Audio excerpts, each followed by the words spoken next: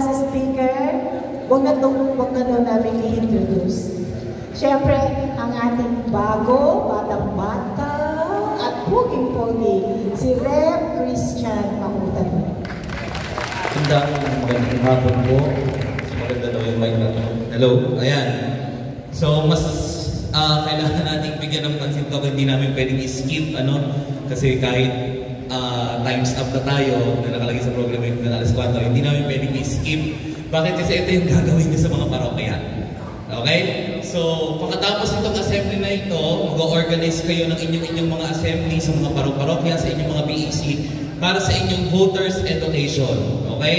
So, ito po ay localized na, ito ay nakaprogram na, may module na, at hindi lamang po parokya ang bibigyan din po ang mga eskwelahan. Kasi po kung ako po ang magbibigay at iikot, baka po tapos ng eleksyon ay hindi pa po tapos ang voters education. So gagawin po natin ito. Okay. Malinaw po sa atin na dapat kapag sinabi natin Catholic social teaching, malinaw sa atin na ang eleksyon na nagbibigay sa atin ng kapangyarihan para pumili para sa ating hinaharap. Okay?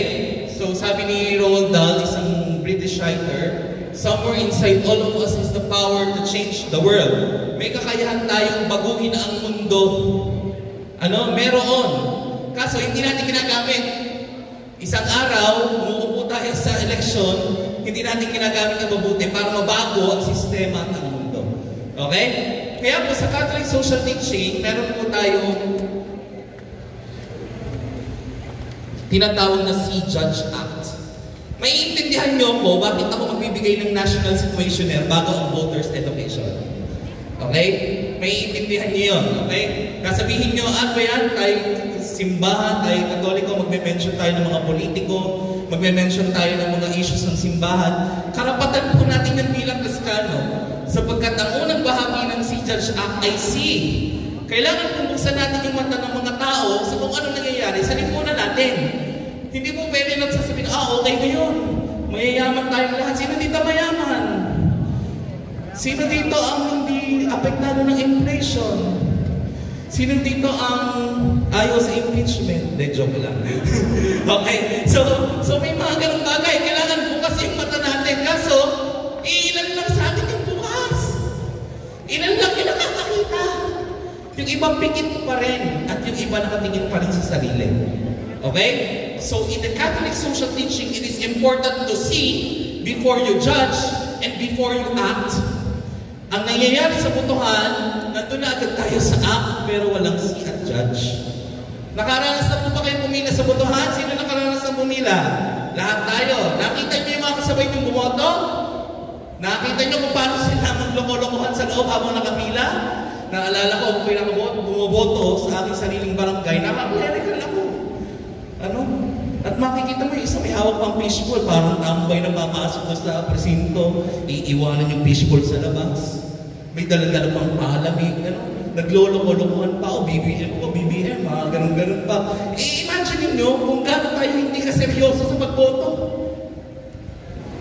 Samantalang sa ibang masa, pag bumuboto sila, talagang malinaw sa isip nila yung gagawin nila, yung oras sa sandali may responsibilidad sila. Kaya po, ang una natin lagi ay see. And that's why we need a national situationer. Nasa na ba ang bansa natin ngayon? Pwede po bang patulong ako sa pag-next? Ayan, para hindi na po ako nahihirapan. Okay. So sabi ni Harry Roque, ay meron daw pong dalawang laban na nangyayari ngayon. Sabi natin dati, ang politika ay tungkol sa mabuti laban sa masama. Ngayon ay kadiliman laban sa ibang level talaga mga Pilipino. Kahit yung sistema ng gano'n, nababago natin. Pero totoo po yan. At ngayon, parang kung Godzilla at King Kong, anong ginagawa natin mga mamamayan? Nanonood na lamang tayo. Habang nasisira nila lahat, habang nagigera-gera sila lahat, ang politika sa atin ngayon ay telenovela. Tama, hindi? Tama. Ang politika sa atin ngayon ay telenovela. Inaabangan natin kung anong susunod na mangyayari kasi yun na lang ang kaya natin gawin. Kasi nakaupo na sila Hanggang naapektuhan na, nasira na lahat, wala na tayo magawa. Ganun lang. Okay? And that's why we we need to go back to the different issues of the Philippines. At yun ang babantayan natin. We need to see. Open your eyes. Tingnan nyo mabuti kung ano nangyayari sa bansa natin. Pa-next po. Bad people can do good things for their personal interest. That's why mayroong bad versus evil. Sige po, next na po. Ang magnanakaw ay galit sa kapwa magnanakaw. So, ganun na po ang ating laro ngayon. Ano? Hindi na mabuti laban sa masama. Okay, next. Sige po, next na. Okay, the first issue that we have is the West Philippine Sea. Next. Dati 9 dash line niya, naging 10 dash line. Iniantay ko maging 100 dash line hanggang maging kanila na ang buong mundo. So inaagaw ng China ang ating West Philippine Sea na sinabi ni Marcoleta na wala namang West Philippine Sea. Okay, next. At yung pong West Philippine Sea, akala nyo, dagat lang siya. May mga isla po siya. Ano? May mga isla po. Ano? Kailangan may paunawa sa mga tao. Mga isla po doon. Lupa po natin yun. Dagat din natin yun. Resources din natin yun. Anong ginagawa nila ngayon? May mga nakatayo na po doon. Some are military bases. At kahit anong mangyari, kung magkaroon mang gera, dyan pa manggagaling kay gera sa atin sa sarili nating teritoryo. Next po. At noong April 4, 2024, lumabas ang balita na meron palang tinatawag na Gentleman's Agreement na nag-uusap yung dalawang presidente dati at ang sabi, huwag mong galawin niya dahil pag ginalaw mo magkakaroon ng gulo. Sabi naman ng presidente, hindi, gawin mo lang gusto mong gawin. Nasa balita po yan. Meron bang investigasyon na nangyari? Wala. Okay? Kaya ang Gentleman's Agreement ang tinawag dyan, the secret deal. Okay? O wala naman nangyari. Ganun lang, na-reveal lang. Okay, next. The Bamban Mayor, the Chinese spy. Sige po, next. O yan, yung nahuli siya sa Indonesia. Imagine niyo during the hearing, na hearing ng Senado, nakataka siya sa bansa. Ganun tayo kagaling. Ganun kagaling yung ating security, di ba? Nakakatayo, hirap na tayo makatawid, eh, no? Nag-apply pa tayo ng visa, ng passport, hindi na pa tayo mahaba siya, tatawid lang talaga, eh, no? Hindi na may kaso. Tapos pag nakahuli, nakaganon pa. At talagang nagpa-selfie pa yung police sa yung DILG. Tingnan nyo, ha? Dalawang inquiry. Next. The 2025 national budget. Next po.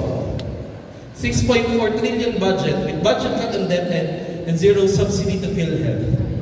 Wala kayong subsidy sa PhilHealth. Sino dito ang mga nagbabayad sa PhilHealth? Bankrupt na! Paano ito kukunin niya? Bankrupt na! Diba? Nagpapakabago sa trabaho, kakaltasan ang sweldo mo, tapos ilang bankrupt yung PhilHealth. Natatandaan niya, may issue pa ng panahon ni Mr. Duterte na mayroong nag-corrupt dyan, yung head nila, bilang nagka-cancer, nasaan na yung balitang yun? Wala na. O, diba? Parang telenovela na, parang si Cardo Dalisay na, lumilipas lang yan. Okay? Next po, at tingnan nyo, yung national budget, para din siyang extrajudicial killing. Akala namang iba, hindi sila apektado. Akala nyo lang yun. Pero apektado sila. Apektado tayong lahat.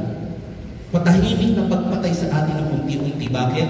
Sa pataas ang bilihin, pataas ang presyo ng lahat, hanggang hindi na tayo makakain, hindi na ma-afford ng iba. Next. Siyempre, sa national budget, nandyan yung tinatawag na confidential funds. Next nga po. We spent 11 days ng 125 million. Nung tinanong mo, saan ginastos? Siya pa nagalit. Okay, next. At syempre, makakalimutan pa ba natin ang pinakamamahal natin si Mary Grace Piatos.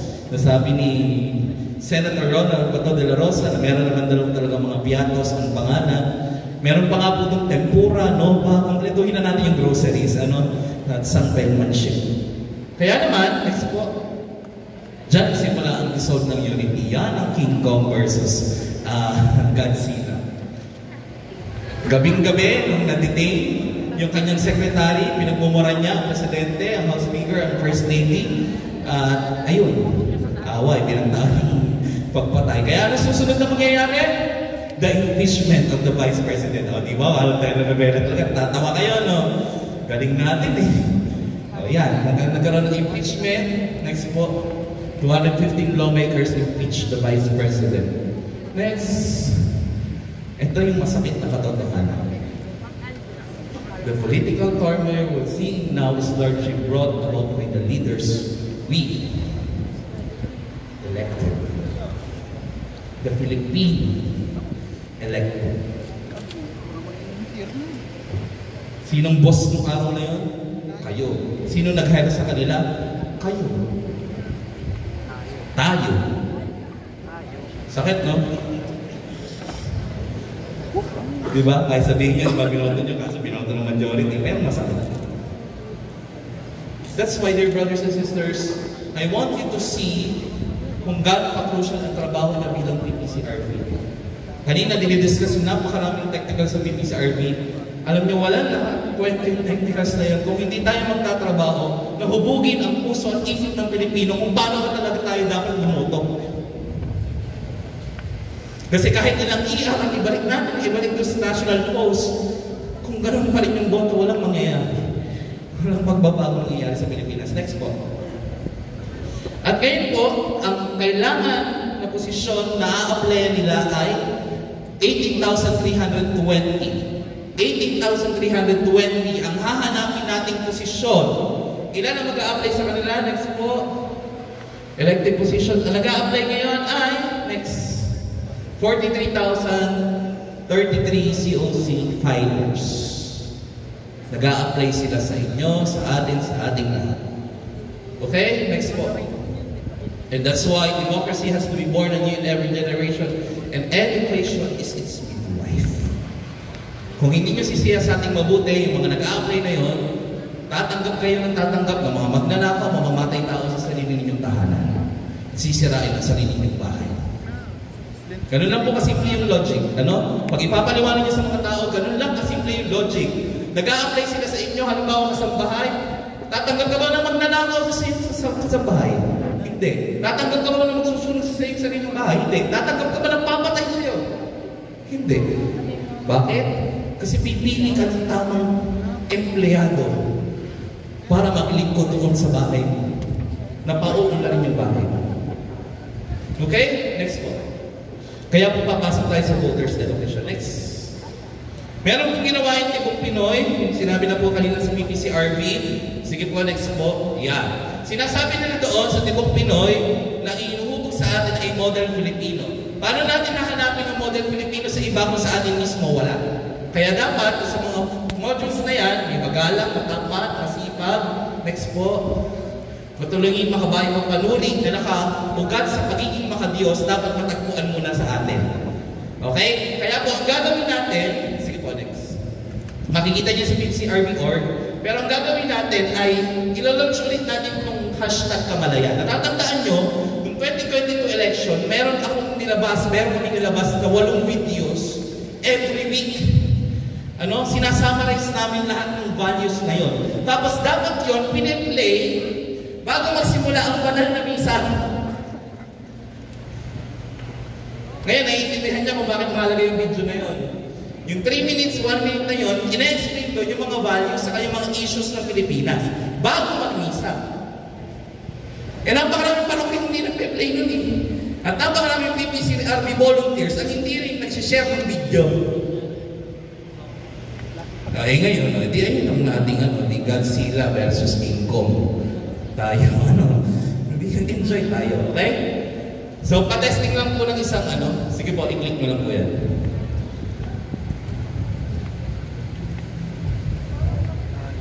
Magdasal, mangumpisal, maging mabait, umiwas sa kasalanan. So, yan lang yung video ng mga Kamalayan. Sige po. Bilang mga Kristiyano, ito ang alangan ng mga gawain na kapaloob sa ating pananampalataya. Pero paano kung sabihin natin ang iyong simpleng pagsisipag sa pag-aaral, pagsisikap sa trabaho, buhay pamilya, at maging ang pagiging mabuting mamamayan ay bahagi ng ating pananampalataya? Paano kung ang iyong tamang pagboto ng lingkod bayan ay hindi mo lamang tungkulin bilang isang Pilipino, ngunit bahagi din ito ng obligasyon mo bilang isang Kristiyano? Okay, sige po, cut na po yun, okay na. Yun, so wala na yung mga ganong video, mahalaga yun. Kalawa pa lang ng mga tao yun. May ikli na nga yun, ginawa na namin, sinurte na namin ng maigi, para hindi na kayo mainip manood sa misa. Mas maganda pa minsan yun sa homily, maniwala kayo sa akin, i-play nyo bago mag-misa. Okay? Naiintindihan po ba ako? So meron tayong 5 video na ilalabas, ipapalabas nyo yun sa loob ng 5 linggo ng Kwaresma. Bago magmisa, sa lahat ng misa, i-play niyo yun. Ngayon, kung nakita niyo siya sa page ng BPCRB, i-share niyo na i-share. Okay? Bakit? Kasi yung module na meron yung Tibong Pinoy, i-concise namin yun. Okay? Para mas mabilis maabot yung mga tao. Para hindi rin gaano mahaba. Okay? Naiintindihan. Next. Circles of discernment. Pabalik lang po. Nandun pala yun. Circles of discernment. Sino po dito nag-circles of discernment ng 2022? Dalawa lang. Hindi ka nag-circles of discernment. Okay. Ano po yung circles of discernment na sinasabi? Sinulat po ito ng CBCP. Galing pa nga po ang module sa Diocese of Cubao. Anong ginagawa sa circles of discernment? Nung nagkaroon ng synod on synodality, meron pong nilunsad the circles of discernment bago mag-eleksyon.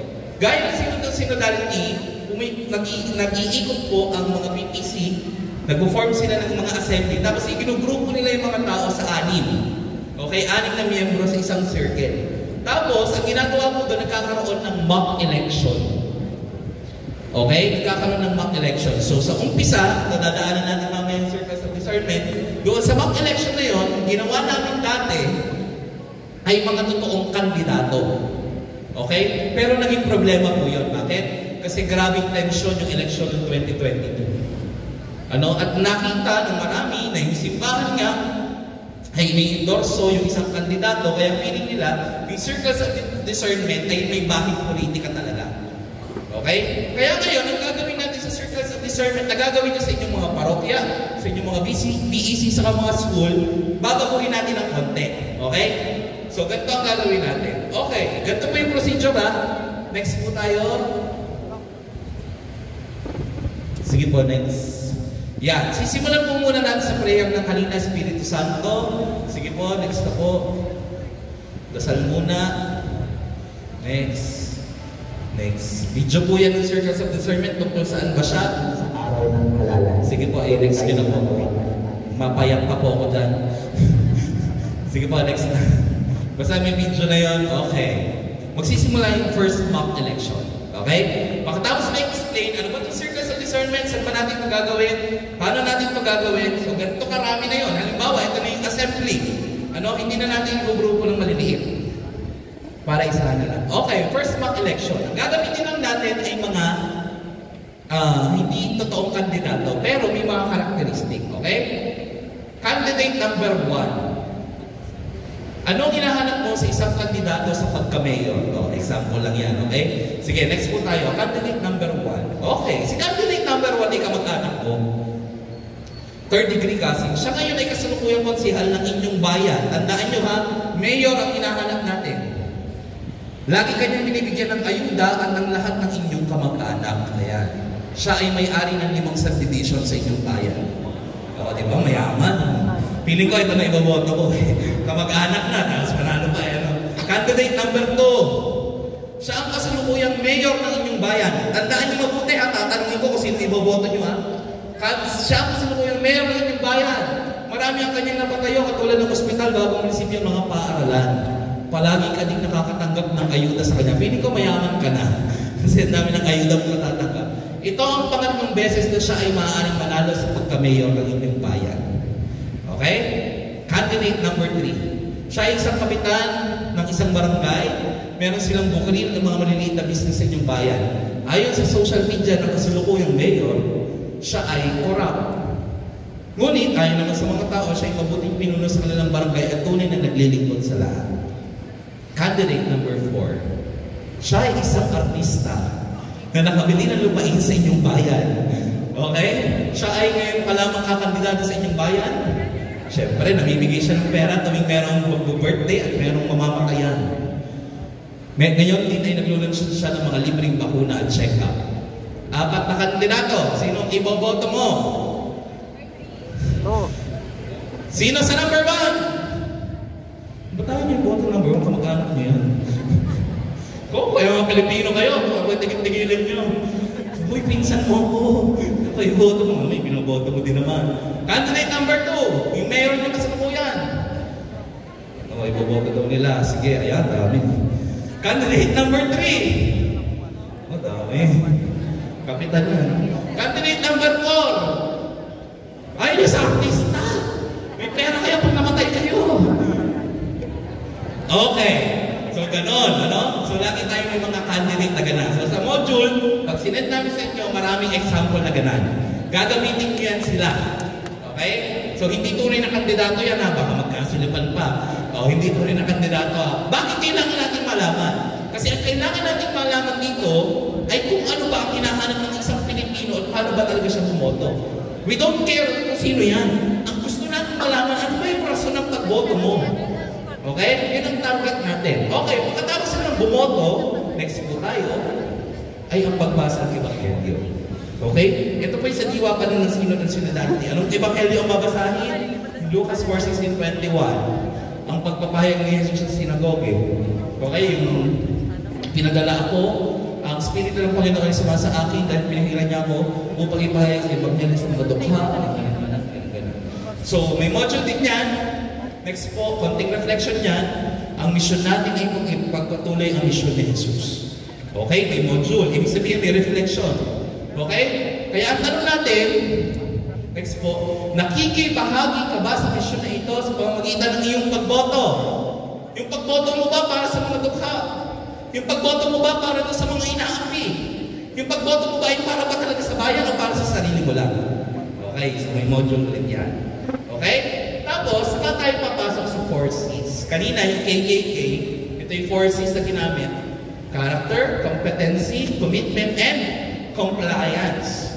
Ngayon, dahil meron ng ganitong batayan, madadagdagan yung details ng mga candidate. Okay? Kasi syempre, siniyasat na natin mabuti. Okay, balik tayo. The second mock election. Okay, makikita natin yung changes kasi siniyasat natin ngayon. Okay? Number 1, di ba yung kanina, kamag-anak mo, lagi ka niya binibigyan ng ayuda. Tapos, sa tuklasan natin sa pagsisiyasa, next po, siya ay masungit at hindi maganda makitungo sa mga mahihirap. Siya ay konsehal sa loob ng 2 termino at wala pa siyang proyekto o ordinance na gagawa para sa bayan. Siya naman ay dedikado sa pagtatrabaho sa pamamagitan ng pagbibigay ng ayuda sa mga nasalanta ng kalamidad. Namimigay siya ng pera habang kampanya. Candidate number 1. Candidate number 2. Siya ang kasalukuyang mayor. Pinakita na natin kanina yan. Pero meron pang backstory. Next po tayo. Ang kanyang panganay na anak ay tatakbong konsehal at ang kanyang buksong anak ay tatakbong kapitan sa kanilang barangay. O, dara. Japan. Okay? Bihira siyang makita sa opisina at ang nagtatrabaho ng tradisyonal na bayan ay ang administrator. Madalas siyang mag-post ng paninira sa iba niyang kapwa-tatakbo sa pagka-mayor. Pumayag siya sa pagsasagawa ng mining sa inyong bayan. Candidate number 3. Siya nga ay kapitan, ganan. Na-discover din natin, next, na siya ay madalas makita na kasama ng mga tao kahit sa mga simpleng pagdiriwang. Palagi siya nag-opisina upang tumugon sa mga kailangan ng tao. Kakaunti ang kanyang mga tarpaulin.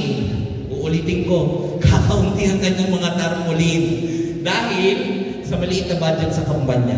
Lagi siya naglalabas ng transparency report sa kanilang barangay. Candidate number 4, si artista. Okay? Bigyan ng pera. Anong namang backstory?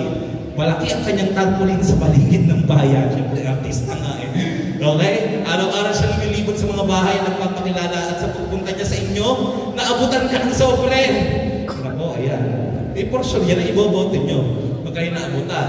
Sa isang forum, sinabi niyang saka na siya magbibigay ng plataforma kapag siya ay nanalo na.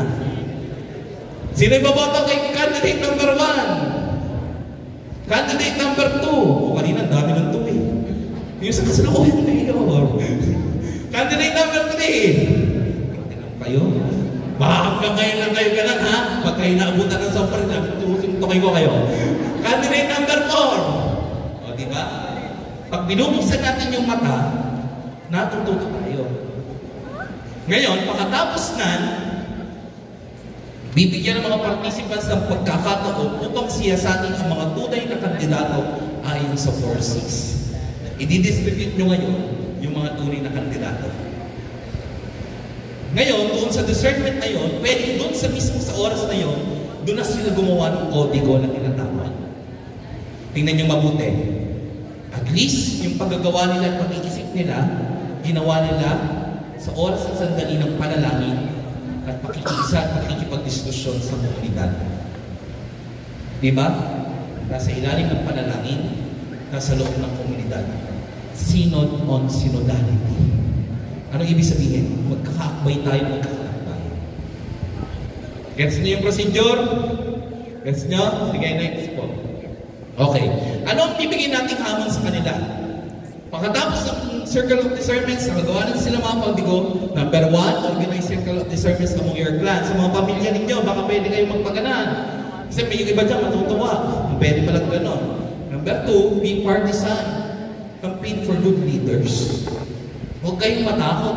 Huwag silang matakot maging partisan. Pero tayo siya, PBCRB tayo. Pero sila, yung tuturuan nyo, hayaan nyo sila maging partisan. Bakit? Kasi tungkulin natin yung bilang mga Pilipino, tungkulin natin yung bilang Mexicano, na mangampanya tayo ng tamang leader. Pangatlo, kung hindi kayo maging partisan, mag-volunteer kayo sa PBCRB. Okay? Sa social media, promote or post track record of candidates. Okay, post lang ng post sa mga ganang record ng mga kandidato. Call out fake news. Okay, sabihin nyo pag fake, i-share nyo, fake news to. Okay?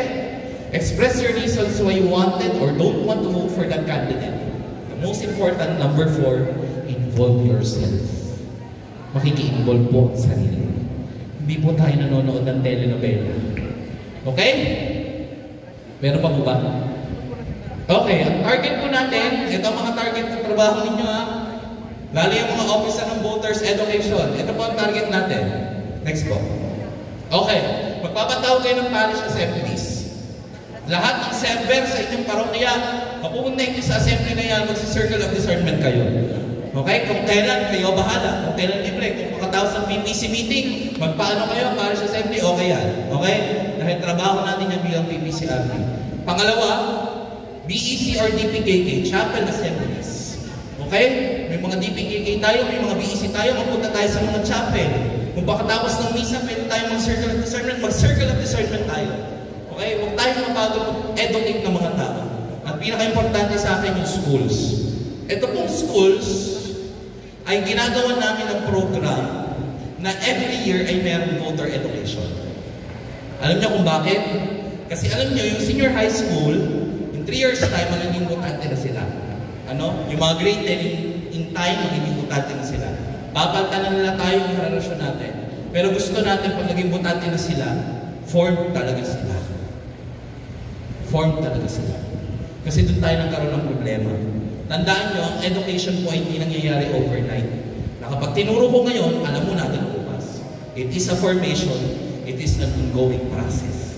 Kaya po tinatanim yan. Kung mapapagod tayo sa pagtatanim, kawawa yung future ng bansa natin. Tanim lang ng tanim. Kung may mga guro dito, magtanim kayo bilang PBCRB sa mga estudyante ninyo. Kasi yun yung pag-asa natin. Sila yung pag-asa natin. At tumitingala ako sa mga kabataan. Palagi akong tumitingala sa mga kabataan. Sila yung pag-asa natin. Para sa mabagandang kinabukasan ng ating bansa. Okay? Okay. Last na po, yung schedule natin. Pwede pong paayos na po ng misa para po dire-diretso na tayo.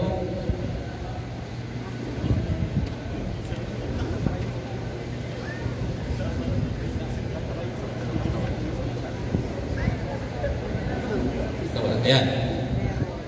Okay. Nasa slide na lang.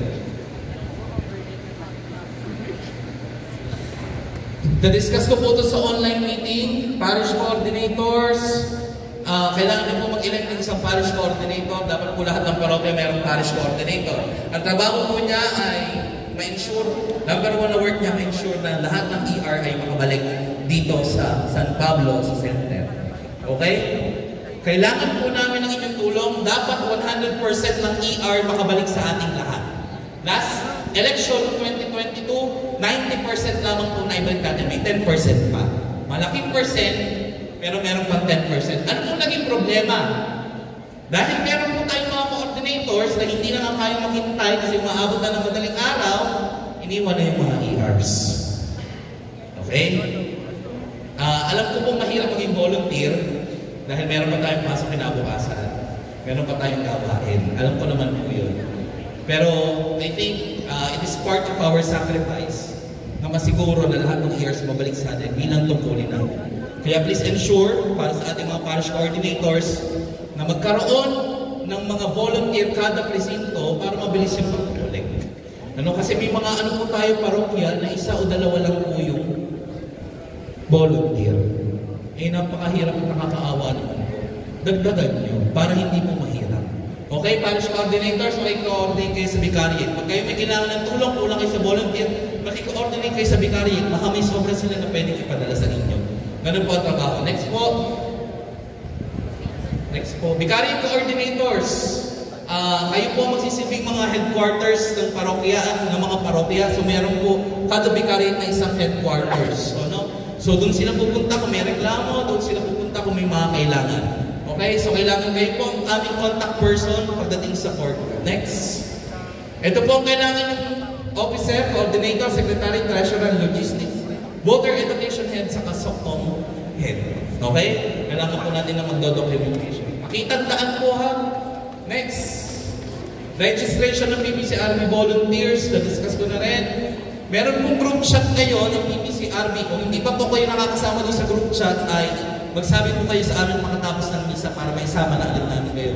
Kasi doon ko po in-upload yung file na volunteer. So kailangan niyo po sagutan yun para po maipasa sa amin lahat ng pangalan ng volunteers sa details. Next na po, upcoming activities. Pakitandaan to ha. 5 Sundays of Lent, 5 videos ang ipi-play. Next. Circle of Discernment, sasabi ko na. Next. Okay. Sa vicariate level, noong 2022 election, nagkaroon tayo ng caravan ng kabanalan at katotohanan. Gagawin po ulit natin yun. Ano yung ginawa doon? Lahat po ng pool ng patron sa vicariate na yun ay nagpuprosisyon. Okay? Mula sa isang parokya, patungo doon sa isa pang parokya. Okay? Dinadaanan lahat ng area ng mga parokya. Bakit may ganun? Para siyang unity walk dapat. Kaso sobrang haba ng lakarin, ginagawa na lang motorcade. Kasama lahat ng patron, tapos sa dulong parokya, magmimisa, tapos merong oath, yung panunumpa tungkol sa eleksyon, tapos pirmahan. Okay, bilang mga, tapos doon din po ginagawa yung sending off ng mga PBC Army volunteers. Kailan po ito gagawin? Bahala po ang mga vicariate coordinators. Mga vicariate coordinators, makikitake down notes po. Kayo po bahala sa date na to, pero dapat meron po kayo. Okay? Next. Holy hour per district. Dadasal tayo. So, in every week, ay may schedule po holy hour sa isang parokya per district. Halimbawa, District 1, sa first Sunday of Lent. So, pipili, mag-uusap-usap yung vicariate coordinator kung saan parokya gaganapin nyo. Tapos pupunta doon yung mga PBC Army members. Okay? Magdadasal tayo para sa election. Next. We encourage, alam nyo, may mga parokya po nagsasabi na magkaroon din ng assembly at training sa kanila.